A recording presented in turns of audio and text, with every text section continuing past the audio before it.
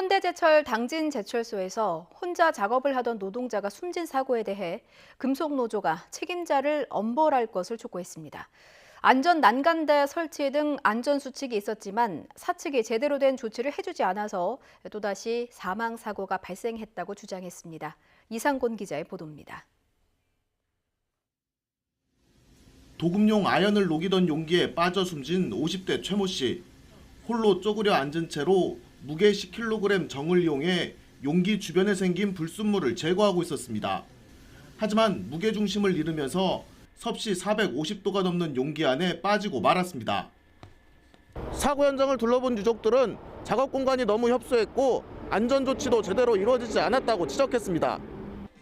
금속노조도 사업주가 반드시 해야 할 안전조치를 하지 않아 사망사고가 발생했다며 책임자 엄벌을 촉구했습니다.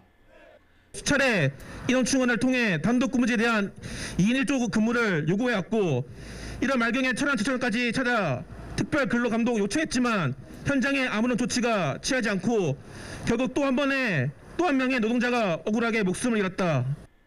사고 현장에 비치된 작업 안전 수칙에는 추락 방지를 위해 안전고리 체결, 안전 난간대 설치, 그리고 감시자를 배치하라고 적혀 있습니다.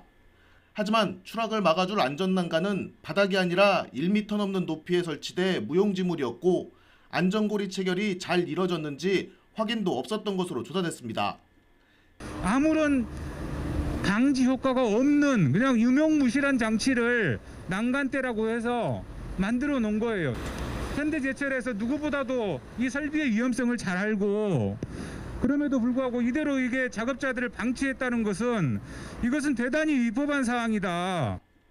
특히 밧줄로 된 안전고리는 그동안 작업자들이 반경 제한 등 불편함이 있다며 개선을 요구해온 것으로 전해졌습니다.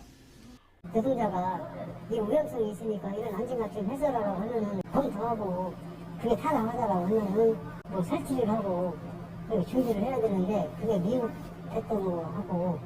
이런 가운데 현대제철 부사장이 고인의 빈소를 찾아 조의를 표했지만 취재진의 질문에는 죄송하다는 말만 반복하며 황급히 빠져나갔습니다.